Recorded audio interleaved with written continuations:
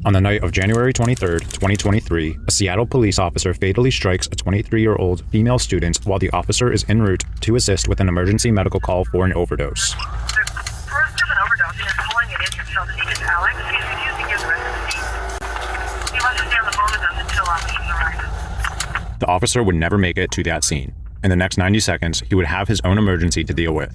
We'll break down this video, highlighting 8 possible factors that contributed to this fatal incident.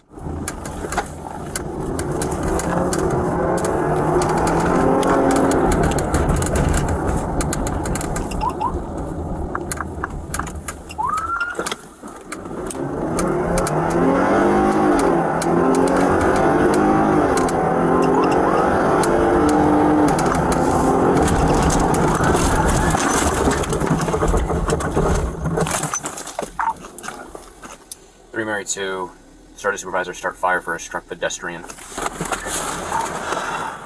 Factor 1. The crosswalk. We can't see it from the video, but the officer admits the pedestrian was in the crosswalk. In this situation, the pedestrian was in the correct area to cross the road. Had the officer yielded at crosswalks in this scenario, he could have avoided hitting the pedestrian. Factor 2.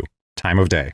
In this case, there was relatively good street lighting, but any scenario at night will hinder how well a driver can see hazards in the road, regardless of the situation. Factor 3. Visual obstacles. At the scene of the crash, there was also construction on the right-hand side of the road.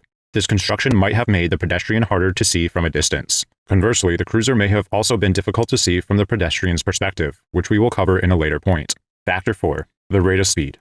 This was the biggest factor in this situation becoming fatal. During the initial impact, the speedometer reaches somewhere between 72 and 58 miles per hour.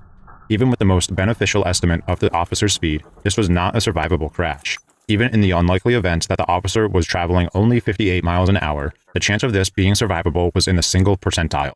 The fact that the incident involved a large SUV equipped with a steel push bumper did not help matters. Factor 5. Proper visual signaling.